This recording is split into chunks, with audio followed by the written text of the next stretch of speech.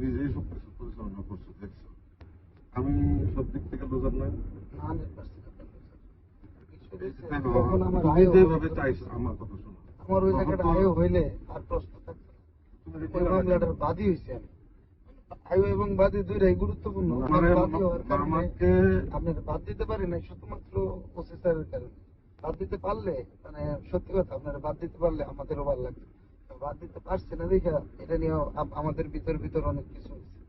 কেন বাদ দিতে পারবো না? সেনাবাহিনীকে আনোয়ার স্যারই আয়ুটা চাই আয়ু আমাকে দিয়ে তবে আনোয়ার কিন্তু ব্যাপক চালু।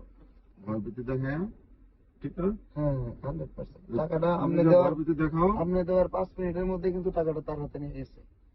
আপনি ধরেন আপনি টাকা দিচ্ছেন একখান দিয়ে আধা ঘন্টার মধ্যে তার হাতে নিয়ে গেছে। এরপরে 5 লাখ টাকাই পুরো টাকাই তোমার দেয় না কিছু, আমার দিচ্ছে। আমার তাই নাই তা না, আমার টাকা দিচ্ছে। আমার কাছ থেকে আরো 1.5 লাখ ওটা দেয় না কিছু তো তোমার। কেউ দেয় না, ওটা আপনার, ওটা আমার না। ওই টাকা সে একাই নিছে এবং আপনার তখন তো তুমি বলছিলে যে এটা সে নানি লোক পারতো। না নিলেও পারতো। এই কারণে বলছি কারণ ওই টাকাটা থেকে কিন্তু সে একটা মেজর অংশ রেখে মেজর অংশ মানে বেশিরভাগ ওসির কিছু দেন আমার মনে হয়। ওসি জানে না কিন্তু আবার ওসির কথা কইছে, ওসি সব ছাড়তেছে না। অথচ দেখো আপনি আর্মি এটা অফিসার আপনি বোকামি করছেন ভাই। না না এই কিন্তু আমার তো হয়নি বলে দিছি। এই যে 1.5 লাখ টাকা কিছু করতে পারতো হুদাই সেনাবাহিনী। এখন সে আমার বলছে যে এগুলো বলার পরেও এই ওসি বলতেছে ক্যান্টনমেন্ট থেকে ফোন করছে। এবং সত্যি কথা বলি আমরা তো ভাই পুলিশের চাকরি করি, পুলিশের কাছে মানুষের কাছ থেকে নিই। সে এতগুলো টাকা আপনার কাছ থেকে আমরা নিলাম উইদিন 1 উইক, সে আবার কেন আপনার কাছ থেকে টাকা নিবে? আপনি টাকা দিচ্ছেন না এবং ওই টাকা তো মেজর একটা ভাগ সে নিবে, আবার কেন নিতে হবে?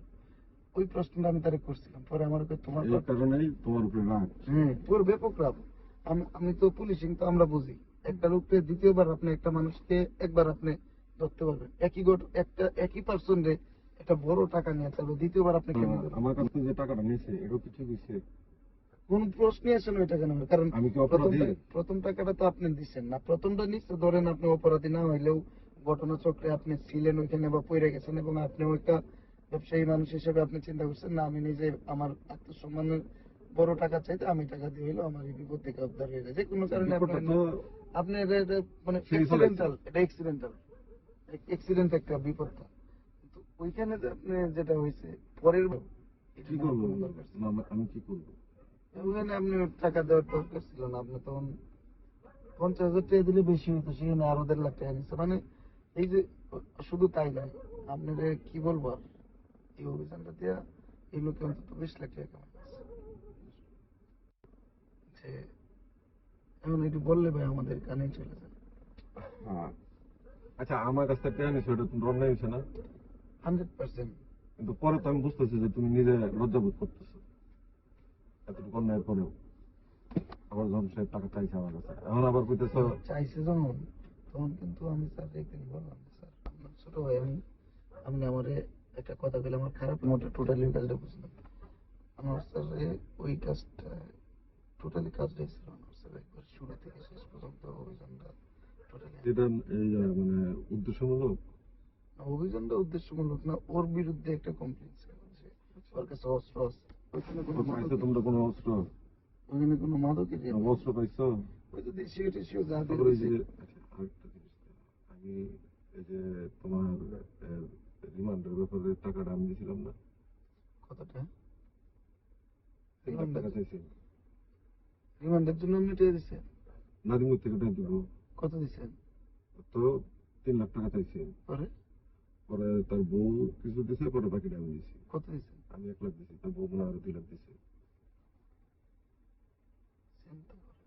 কত টাকা কামাই হয়ে গেল? আচ্ছা গয়না কি আনলা কি দিকে? আপনি তো আমার কিছু বলেন নাই। এই যে গয়নার জন্য এখন গয়নার অংশীদার তো তার 2 বোন, এক বোন থাকে ঢাকায়। গয়না কই ভরি আনছে? গয়না আনছে, আবার কিছু ফেরত দিছে। আবার এই গয়নাগুলো দেখো জব্দ তালিকায় যাও নাই। এটা একটা ফাঁক রয়ে গেল না? গয়না কত ভরি আনছে? বিএনপির উপরে ওর মার গয়না সব। এই অভিযানটাতে এখানে কথা হইলো কি, এটাই আপনারা বললাম যে আনোয়ার স্যার এটা দিয়ে হয়তো 20-50 লাখ টাকা কামাই দিচ্ছে। আমার কাছে না 2টা বালা দিয়ে গেছিল ওইখানে।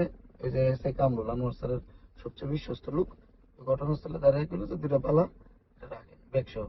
প্রতিটা ভালো স্যারের কাছে না, ওই গয়না কি অপরাধী কিছু? গহনা আনবে কেন? গহনা কারো বাড়ি থেকে গয়না আনার দেখো। সরকারি অনুমতি নেই। এই যে তোমার এই যে ওর যে কম্পিউটারের ইনস্ট্রুমেন্ট, সাংবাদিকতার ইনস্ট্রুমেন্ট, সমস্ত কিছু এগুলো মারাত্মক ভাবে ক্ষতিগ্রস্ত হয়েছে। এটা নাই। কই? বাসায় কি ক্যাশ টাকা ছিল ভাই? হ্যাঁ, আমার বাসায় কি কোনো ক্যাশ টাকা ছিল? বাসায় ক্যাশ টাকা থাকতে পারে না, আমার না, বাসায় ভাই, 1 লাখ এটা আমি জানার জন্য বলতেছি। আমি শুনছি যে বাসায় নাকি ক্যাশ টাকা ছিল। ক্যাশ টাকা থাকতে পারে। তবে গয়না গয়না যে তোমার গয়না তো চিনছে। এই বাসার ভিতরে অভিযান করছে বৈষম্য বিরোধী ছাত্র আন্দোলনের ফলাফল। অভিযানে চেকিং করছে।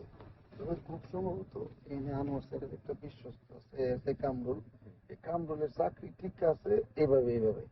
এই পুরোটা একটা নষ্ট ছেলে। এসে কামরুল, এই দুজনে গহনাগুলো মারছে। আর যেটা আমাদের কাছে দেয়া গেছে যে এই গহনাগুলো পাওয়া গেছে 2টা বা 3টা কি জানি দেয়া গেছে। আমরা এটা ইমিটেশন মনে করছি, পুরোনো আইডিয়া আমাদের। তখন এটা আমরা একটা স্বাক্ষর মাকে নিয়ে ফেরত দিলাম। তবে একদম মানে এই যে আমি বলি যে আনোয়ার স্যার এটাতে একটা বিশাল গেইনার হয়ে গেছে। এই যে দেখেন আপনি রিমান্ডে দিচ্ছেন 3 লাখ টাকা, তারপরে 1.5 লাখ টাকা দিচ্ছেন। আপনি কি কাজ? এটা কোনো কাজ নেই, 10 টাকার কোনো কাজ নেই।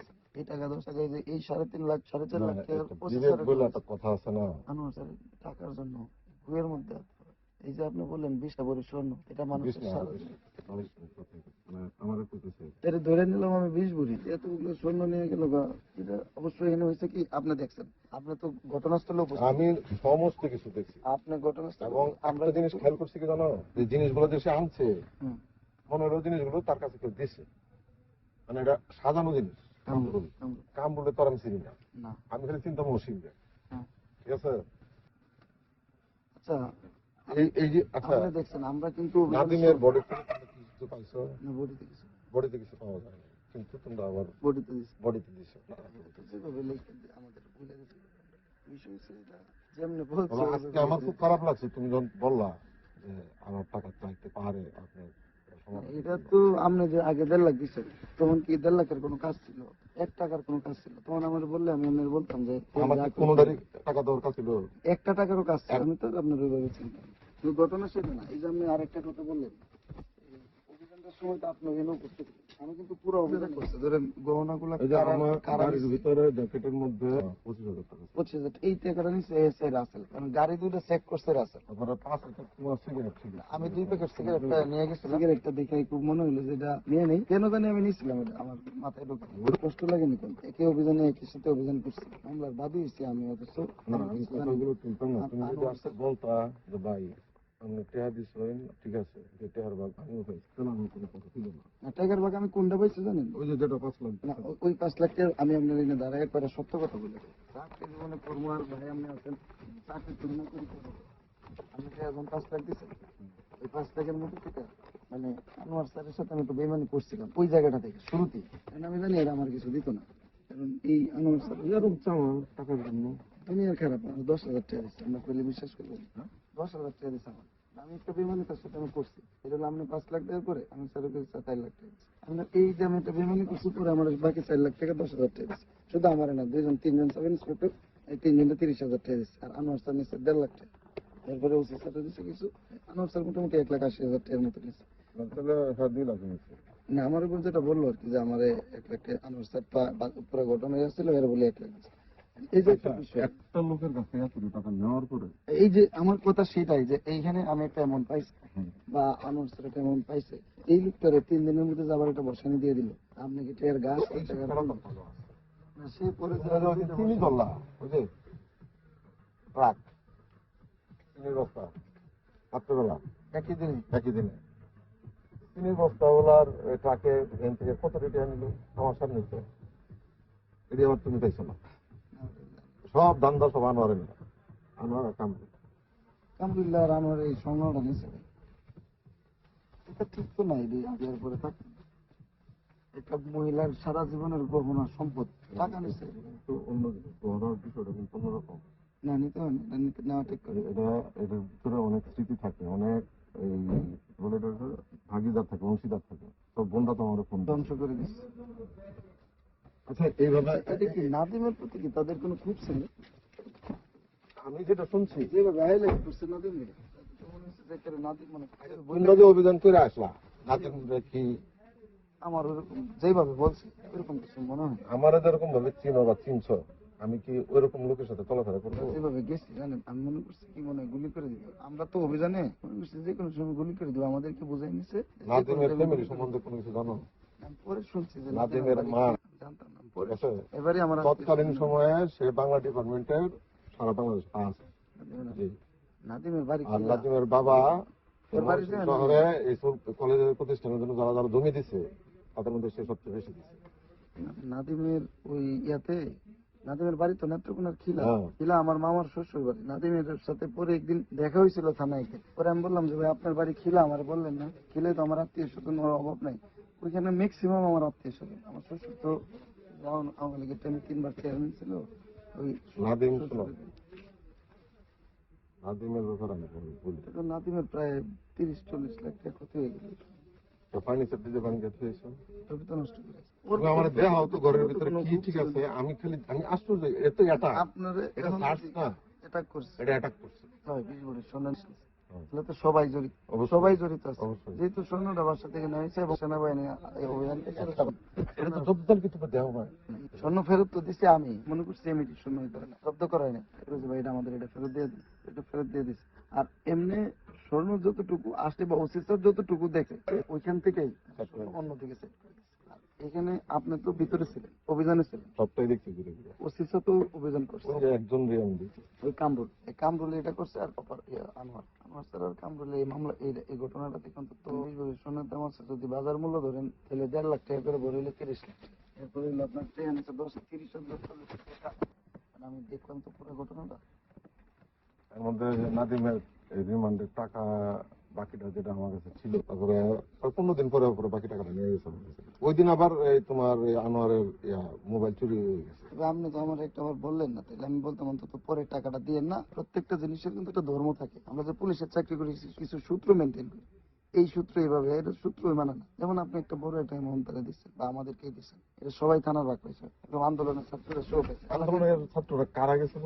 ওই যে এটি কতটি এরা সমন্বয়ক না, সমন্বয়ক না। পাত্রা পোলাপান, এটি সমন্বয়ক এটা না। ধান্দাবাজ পোলাপান। ওই সময় কিছু ধান্দাবাজ পোলাপান গেছিল। আমি দেখছি তো, হুম, একটাও কোনো এরা যেমনি মনে হয়েছে না, এরা নেশাখোর যেমনি- মনে হয়েছে। এরা যেমনি অভিযান করছে, এদেরকে তো অভিযান করানোর কোনো প্রশ্নই আসে না। সেনাবাহিনী যে এনে করবে ঘর, এনে অন্য পাবলিক কেন চাচ্ছে? কালো করে কালো কালো রাইট। রাখাত, ওই রাখাত একদম যেমনি চাচ্ছে, স্বর্ণটা কি ওরাও নিচ্ছে কিনা এটা তো আমার ডাউট কিন্তু ওইটা তো আমার মায়ের স্মৃতি। নষ্ট করে দিচ্ছে। এরপরে দেখেন আবার আপনার থেকে 3 লাখ টাকা নিলো ইয়া করে। আমি এই মামলাটা রায় হইতে চাইছি, আমি মামলা বানাইছে বাদী, তুমি বাদী হও, আমরা আই হম। এই যে আয়োটা হয়েছে কারণ আবার গাড়ি দিয়ে টাকা নিচ্ছে নাকি, গাড়িটা দিয়ে টাকা নিছে। গাড়ি তো এখনো তুলতে পারে নাই, কাগজপত্র দিছে, কালকে হিয়ারিং করেছি। গাড়ি নিচ্ছে না এখনো? না, গাড়ি নিবো কালকে। আবার ঠিক আছে, সবকিছু যেটা নিবার মোবাইলের জন্য টাকা দিছে দিছে। কত দিচ্ছে? আমি এত কিছু শোনো, এখন ভাই ক্ষতিগ্রস্ত না, আমি জিজ্ঞেস করলে তো জিনিসটা তার বুঝছি আমি, দিকে লাগে। এরকম খারাপ লাগে। কিন্তু আমিও নাদিম সম্পর্কে জানতাম না। নাদিম যে আমাকে, আমি জানেন না, এটা আমি গাছে কেউ বলে না, স্বজনের একটা মধ্যে লোক পড়ে যায়। যদি খারাপ হইতো আমি আজকে তোমার সাথে এনে কথা বলতাম না।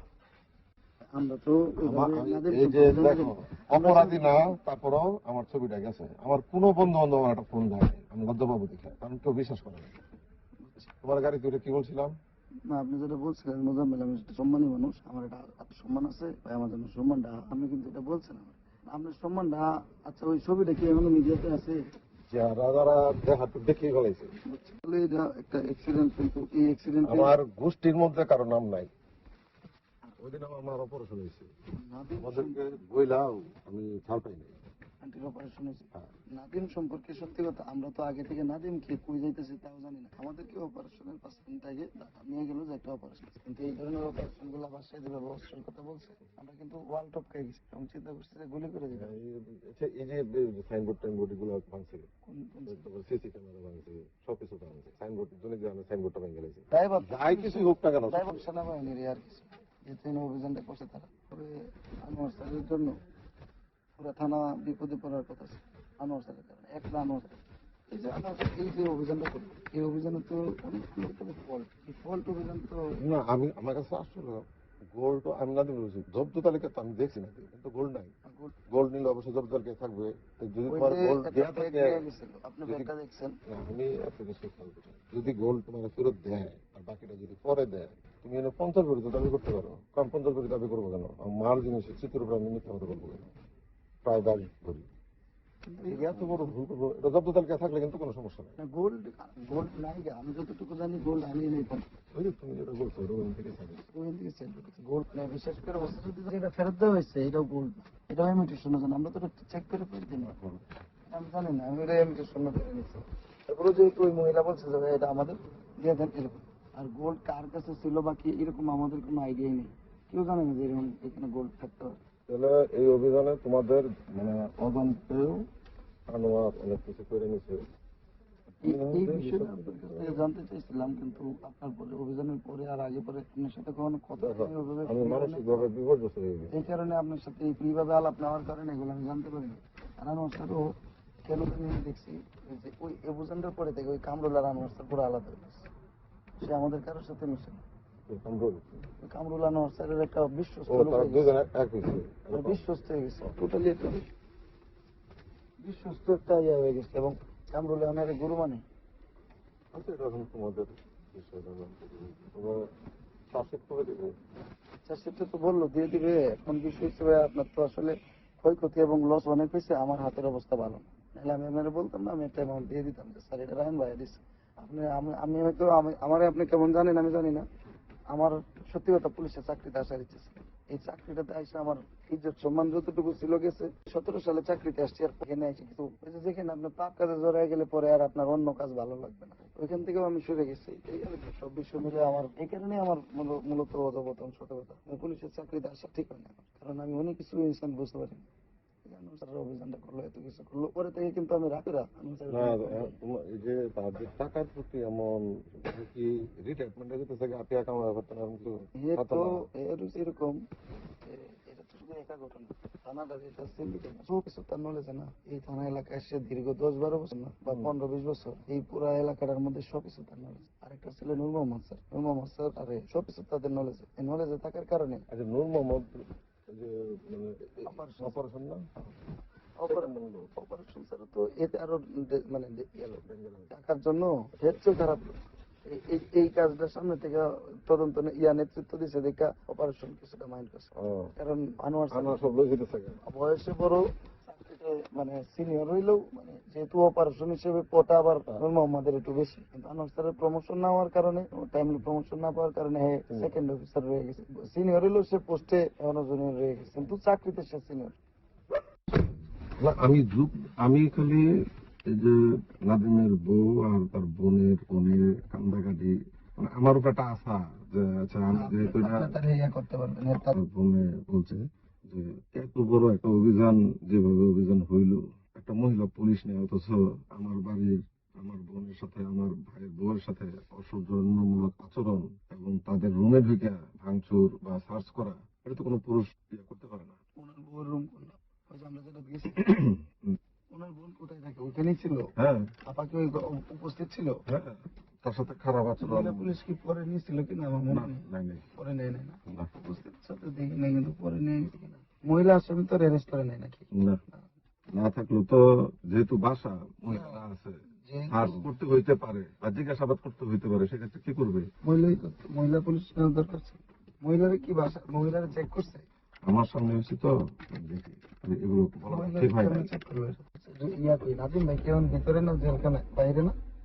হ্যাঁ, জামিন নিয়ে আসছে না। কতদিন হলো জামিন নিচ্ছে? তো নাদিম না আসলে কাগজপত্র সে করতে না, হবে। নাজিম ভাই সাথে আমার দেখা হয়েছে একদিন। আমি তো পরে আবার কোনো ঝামেলা হইলো আসলে আপনাদের। আমি এখন পর্যন্ত এই যে আমার জ্যাকেটের ভিতরে যে 25,000 টাকার উপরে ছিল, কাউকে বলছি? এটা আমি অবশ্য আমি স্যারে বলছি এই ঘটনা, কিন্তু আপনাদের গাড়ি দুটো প্রথমেই চেক করছে, আমরা পরে উঠছি পরে। না, নাদিমের গাড়ি তো আমার কাপড় আর আমি নিয়ে আসছি। আপনি যে গাড়িটা চালে আসছেন এটা এবং এই গাড়িটা, এই দুইটা গাড়ি চেক করছে প্রথমে ফাঁড়ির একটা পুলিশ। এখন এটা বিষয় হলো ভাই আসলে মানে বলার মতো তোর কথা নাই, কিন্তু এটাই বলবো যে এখানে যদি আর সামান্য কিছু দেওয়া লাগে এটা একটু দেন। আপনার যদি আর আমার দিকে তাকে হইলো এটা আপনি শেষ করে দেন। এখানে আর কথা বললে আসলে কথাটা আমার কাছে আসবে। না, দেখি, হ্যাঁ, চাইবো আমার কাছে টাকা রাখবে কোন হ্যাঁ কেমনে চাইরও তো দেখা। এর আগে তো দুইটা অ্যামাউন্ট নিয়ে গেছে সে, আমাদের না জানিয়ে। আমি তাকে একটা নিচে জিজ্ঞেস 3 করবো, লাখ, আরেকটা নিচে 1.5 লাখ। আমি তখন তাকে জিজ্ঞেস করবো যে ভাই, তোর তো মামু দাও লাগে, যেহেতু শিপন মামু লাগে, সমস্যা রয়েছে এই যে চুরি টেয়া দিচ্ছেন, মানে এতগুলো টেয়া দিয়ে এদের জিব্রাটা করে দিচ্ছেন লম্বা, এবং এরা তো নাহলে আমার আসামি বানাই দিব। না এটা না, পরে আমি বললাম কি যে ভাইয়া স্যার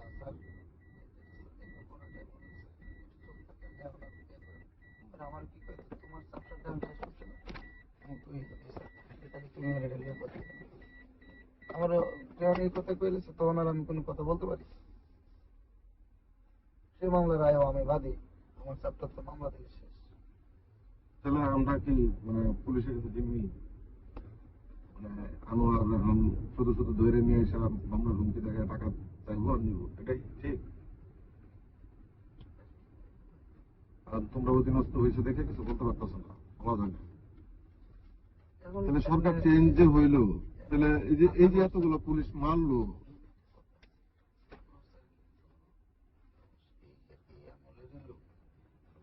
মনে করেন আগে যে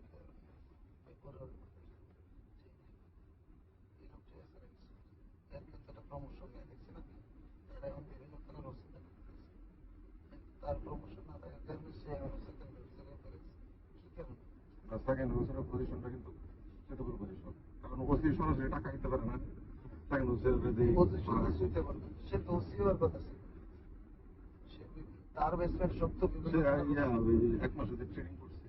এখন হলো ভবিষ্যতে যে 3 বছর পরে হয়তো ইন্সপেক্টর হলে যেহেতু সময় ভালো আছে ওসি হয়ে যাবে, তো সে তো তার তো হয়ে যাওয়ার কথা ছিল ওসি, কিন্তু সে এখন হচ্ছে মানে দারোগা, আমিও সাব ইন্সপেক্টর উনিও সাব ইন্সপেক্টর, মানে উনি আমাদের সিনিয়র, এটা সত্য, কিন্তু ওনার এখন ওসি থাকার কথা ছিল। এইসব লাইনে তাকাইতে গেলে সে ওসি তো দূরের কথা, ইন্সপেক্টর হয়ে যাবে হবে, যেহেতু ট্রেনিংটা করে রাখছি। এই ট্রেনিং তো আমাদের বেসমেন্ট টাকার পছন্দ করে আমরা করবো এই ট্রেনিং।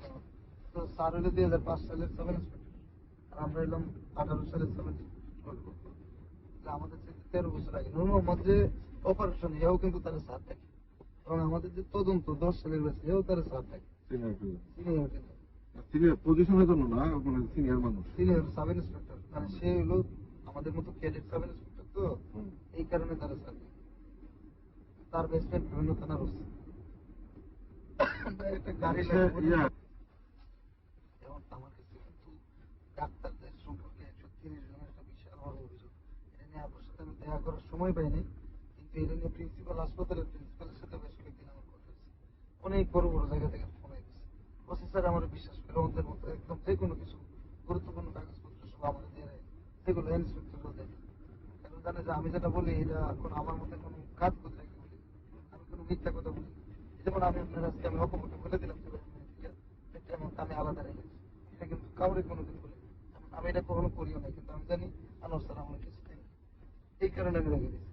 কারণ এই পুরো দায়ভারটা কার, কাজটা কে করছে? এটা তো আপনারই করছে। কিন্তু আপনি তো আর আনোয়ার ছিলেন না, আপনি তো দিয়েছেন আমার কাছে। সে কিন্তু 5 মিনিট পরে পড়াটা নিয়ে গেছে, আমি এটা দিয়ে দাও, এটা তো আমার সামনে নেই। আমি সামনে নিয়ে গেছি। পরে তো আমি খুব রাগ হচ্ছি যে স্যার এটা কি করবো। এরপরে মামলা রায় হয়ে এসে আরেকটা বসানো দিল বিশাল বড়, ওইটার ভাগ তো আর কাউরে দেয় না। আচ্ছা, ডাক্তারদের লিস্ট এটা আমি একটু দেখতে, যদি পরিচিত কেউ তাকে জানে, কারণ এটা কিন্তু বিশাল বড় একটা list। আমার হোয়াটসঅ্যাপে তো হিসাবে দিব না, আমি তো কাউকে না না আপনার কাছে থাকার সমস্যা নেই। আর মোটরসাইকেল শোনো, আমি একটা কথা বলি, আমার একটা কথা বলি, এই লিস্টের মধ্যে যদি আমার ভাইও থাকে নিশ্চয় সব করে দিই, কোনো সব প্রকাশ করবো না। বুঝতে পারছি না আপনার কথাবার্তা শুরু থেকে এখন পর্যন্ত এক, এবং আপনার মধ্যে কোনো আসলে তো মানুষের সাথে না মিশলে বোঝা যায় না। আমরা তো আসলে দেখি যেটা সবাইরই একভাবে নয় ঠিক, এটাই হলো আমাদের ভুল। ভাইও আসলে ভালো মানুষ, তো আমরা নাজিমের আসল পরিচয় তোমরা কেউ জানো না।